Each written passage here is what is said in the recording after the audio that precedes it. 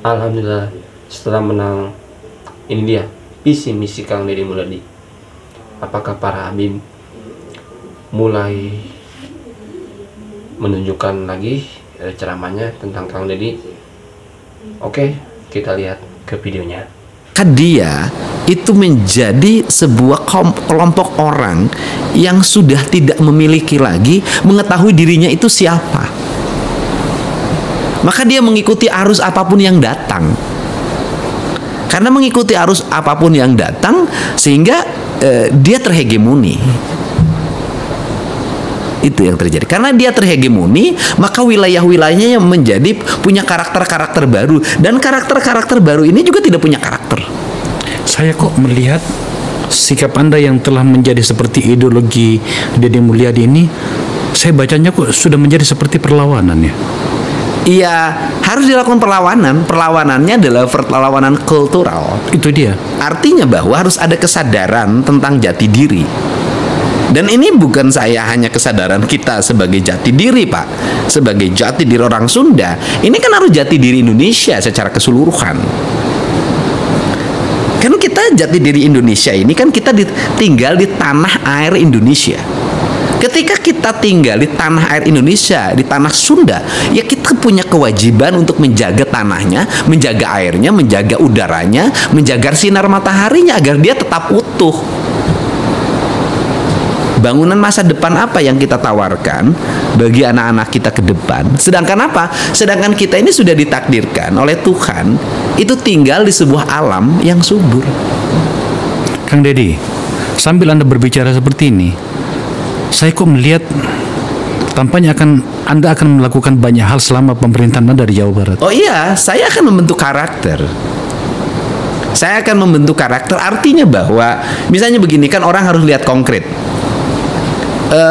Kalau bicara kebudayaan, maka ada dua karakter yang muncul di Indonesia yang hari ini nampak ya, dan itu menjadi destinasi. Kalau saya tidak ngomong destinasi, ada Bali, ada Jogja. Oke. Kan jelas tuh. Saya pengen dong kita bicara Sumatera Barat, jelas juga kebudayaannya. Ketika orang Medan lihat Medan, jelas kebudayaannya. Saya ingin dong orang Jawa Barat juga jelas kebudayaannya.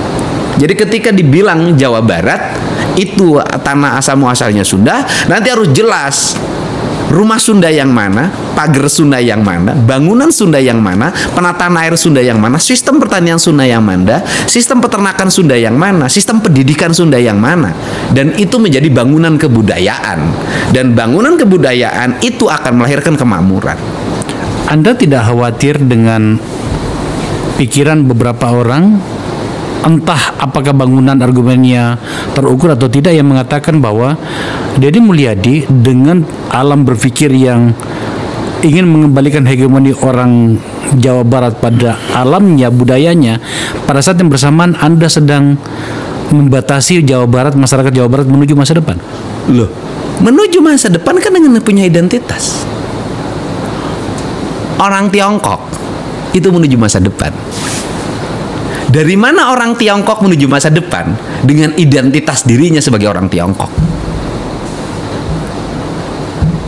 Gitu. Kan itu contoh. Orang Amerika menuju masa depan.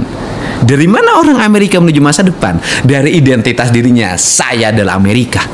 Dalam konteks yang lebih spesifik, coba gambarkan kepada saya, kan, karena betul-betul saya agak syok mendengarkan penjelasan Anda ini. Kebudayaan Sunda dalam konteks Deddy Mulyadi yang akan dibangun menghadapi industrialisasi misalnya. Seperti apa? Ya industrialisasi. Jenggotnya putih semua. Wajahnya Rasulullah itu persis seperti wajahnya Habib Ali Al-Jufri dari Uni Emirat Arab, aslinya Yaman, terusir gara-gara partai komunis bapaknya terlibat. Habib Ali Al-Jufri itu ngomong ya, manis itu. Kenapa orang yang lulusan Timur Tengah, Afrika Utara, sekelas Buya Arrozi Hasim, ilmunya sama saja, halunya. Itu saya sampai heran aja itu. Ya. Kitabnya mana, dasarnya mana. Hasan ya, itu wajahnya mulai dari dada ke atas itu pas mirip Rasulullah Shallallahu Alaihi Wasallam. Bukan Habib Ali Al-Jufri. Nggak ada dalilnya, nggak ada asar hadisnya, nggak ada. Mau sampai sekelas Ustadz yang terkenal jutaan pengikut jamaahnya ya mendukung pendapat seperti itu tanpa dasar, itu bagaimana? Di antara orang yang pernah bermimpi melihat Rasulullah SAW berkata di zaman ini, aku melihat Nabi dalam mimpiku mirip seperti Habib Ali Zainal Abidin Al-Jufri, kata dia. Tapi orang yang bermimpi itu juga orang yang alim. Ada orang yang awam, nggak alim, nggak ngerti mimpi. Ustaz, tadi malam saya mimpi ketemu Nabi. Gimana wajah Nabi? Jenggotnya putih semua, rambutnya putih semua. Itu bukan Nabi, itu Drunken Master. Karena dalam kitab As-Sama'il Al-Muhammadiyah yang ditulis oleh Imam Abu Isa Ibn Sawrah At-Tirmidzi, Nabi itu jenggot dengan rambutnya yang putih cuma 20 helai. Kok bisa kamu lihat putih semua? Kadang-kadang ngomongnya Habib Umar bin Hafid itu 5 kalimat. Al-an laqad ra'aituhu kawajhin Nabi. Terjemah bahwa sesungguhnya beliau Habib Umar bin Hafid itu meyakini bahwa wajah Rasulullah itu sesuai dengan wajahnya Habib Ali Al-Jufri. Ya. Panjang ya. Ternyata padahal nggak seperti itu aslinya. Bisa ditambah, bisa dikurangi. Karena bahasa yang berbeda. Penerjemahnya ini nggak objektif juga bisa. Nah itu. Nah ini masuk diterima oleh sekelas doktor lulusan Maroko. Wajahnya Rasulullah itu persis seperti wajahnya Habib Umar bin Hafid itu 5 kalimat. Al-an laqad ra'aituhu kawajhin Nabi. Terjemah bahwa sesungguhnya beliau Habib Umar bin Hafid itu meyakini bahwa wajah Rasulullah itu sesuai dengan wajahnya Habib Ali Al-Jufri. Ya. Panjang ya. Ternyata padahal nggak seperti itu aslinya. Bisa ditambah, bisa dikurangi. Karena bahasa yang berbeda. Penerjemahnya ini nggak objektif juga bisa. Nah itu. Nah ini masuk diterima oleh sekelas doktor lulusan Maroko. Wajahnya Rasulullah itu persis seperti wajahnya Habib Ali Al-Jufri dari Uni Emirat Arab, aslinya Yaman, terusir gara-gara partai komunis bapaknya terlibat. Habib Ali Al-Jufri itu ngomong ya, manis ya, itu wajah Rasulullah. Ustadz Abdul Somad sampai seperti itu dulu, sampai saya heran. Kenapa orang yang lulusan Timur Tengah, Afrika Utara, sekelas Buya Arrozi Hasim, ilmunya sama saja, halunya. Itu saya sampai heran. Ya. Kitabnya mana? Dasarnya mana? Dasarnya mana? Coba. Tunjukkan ke saya kalau Habib Ali Al-Jufri itu wajahnya seperti wajah Nabi kita Muhammad SAW. Semua kan perlu data. Ya, mungkin berdasarkan gendam saja, cinta buta juga bisa. Siapa sebenarnya yang wajah dan bodi tubuhnya mirip Rasulullah Pak Kiai? Apakah Habib Ali Al-Jufri atau Habib Umar bin Hafid? Terima kasih banyak Pak Kiai. Nah ini loh. Sekelas Kang Mas, Ustadz Abdul Somad itu mengatakan seperti itu, bagaimana ya? Saya itu heran ya. Di antara orang yang pernah bermimpi melihat Rasulullah SAW berkata di zaman ini, aku melihat Nabi dalam mimpiku mirip seperti Habib Ali. Pakai gamis, udung-udungnya besar, kitabnya setumpuk, ngajar muridnya banyak. Nih Gus, betul, bukan. Cari lagi, kan banyak orang kiai yang ngajar banyak. Nih Gus, bukan. Ini Gus, bukan. Ada ulama, ada orang Mesir sendirian. Sorbannya nggak begitu besar, biasalah. Sajadah sendirian, ini malah berhenti. Terus saya suruh ngomong, walaupun Gus juga bisa ngomong, marah bisa, tapi saya suruh ngomong. Assalamualaikum, ini ketua Jamiah Islam di Indonesia yang paling besar untuk ulama, namanya Abdul Wahid, mau minta doa. Doa apa? Doa apa Gus? Doa apa Gus? Ya minta selamat di akhirat. Didoain ya 5 menit lah. Agak panjang doanya, agak panjang sih. Setelah itu dia lari. Ini beliau nih pergi, sajadahnya diseret malah. Sambil ngomong gini bahasa Arab. Ya Rob, ma dzambi hatta tu'arrifani iya. dosaku apa? Kok sampai engkau membuka rahasiaku pada orang ini nih? Jadi wali sedang sembunyi ketahuan Gus Dur.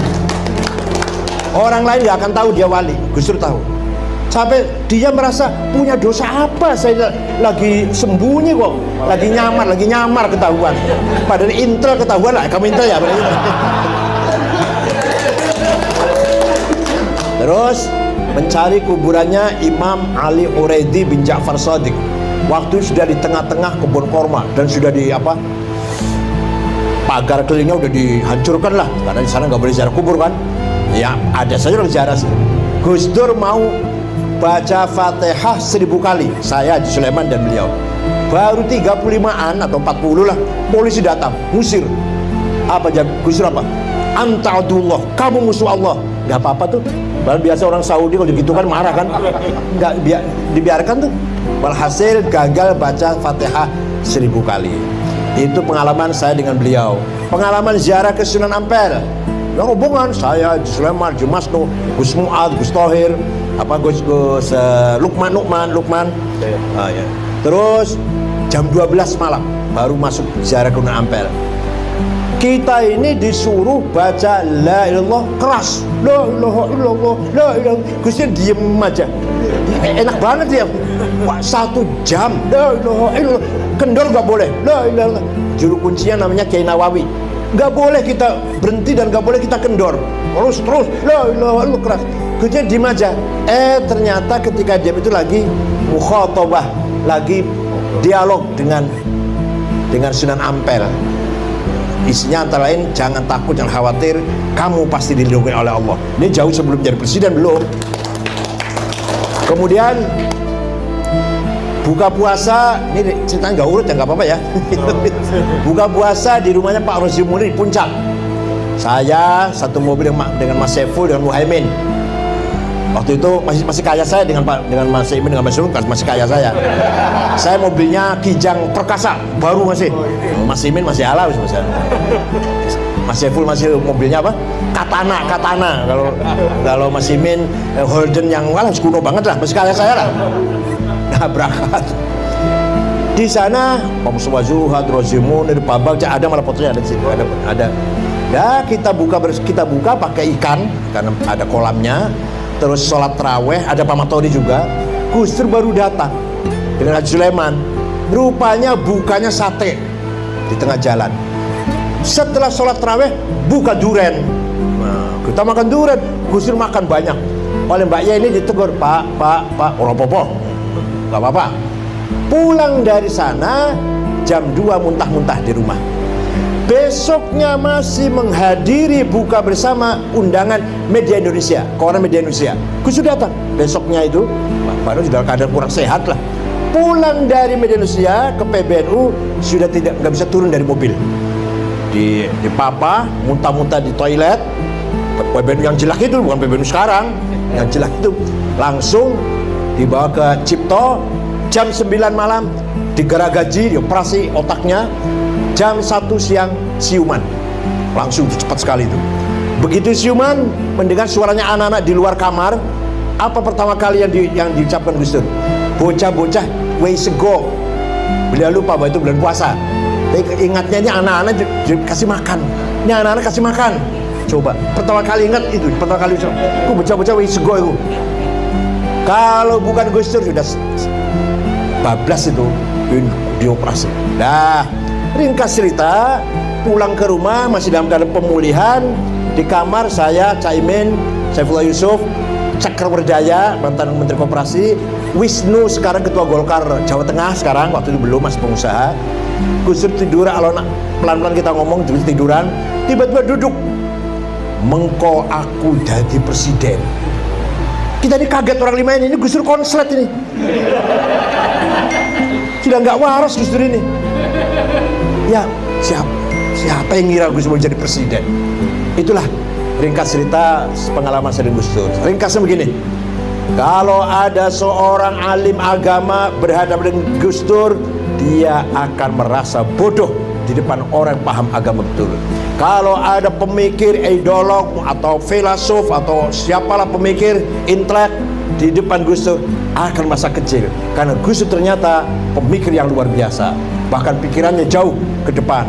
Kalau ada seorang budayawan, seniman di depan Gus Dur merasa kecil, merasa rendah, merasa ketinggalan, Gus Dur lebih dalam seninya, lebih dalam budayanya, luar biasa. Bisa menikmati Beethoven,